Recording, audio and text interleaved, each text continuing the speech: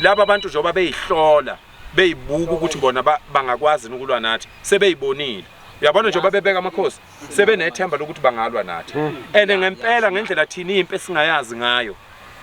bangasehluli manje ngithi ke mina kusukela manje namhlanje njengoba silapha eHarding kuzokhuluma nelizwe bafowethu njengoba beyihlanganisela bona ukuthi bafuna ukuba yimpi kithi sekufanele kube semthethweni ke thina njengabantu bakwaZulu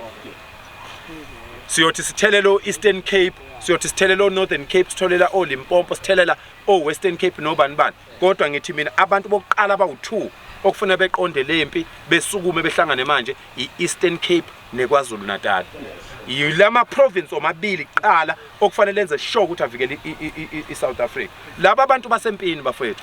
uyazi laba abantu abayibeka lapha eGoli lamaSomali okokuqala abantu ababamba imkhumbo olwandle amaSomali nama-Ethiopians amaPakistan kunempi ngakubo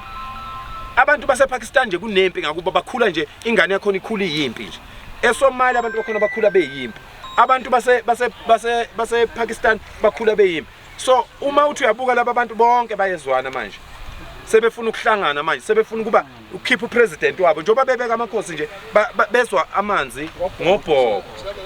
ngithi mina ke insizwa zakithi Eastern Cape neKwaZulu okwamanje ngoba abanye asikababoni upresident uphumele Limpopo uthi awayeka amakwerekwere uMalema uphumele Limpopo uthi awayeka amakwerekwere ake singayibula singasho ukuthi sikhipha ngaphandle Limpopo sizozwa ngabantu bakhona kodwa iEastern Cape sisukumile iEastern Cape yayijoyina yayimbandakanya neKwaZulu Natal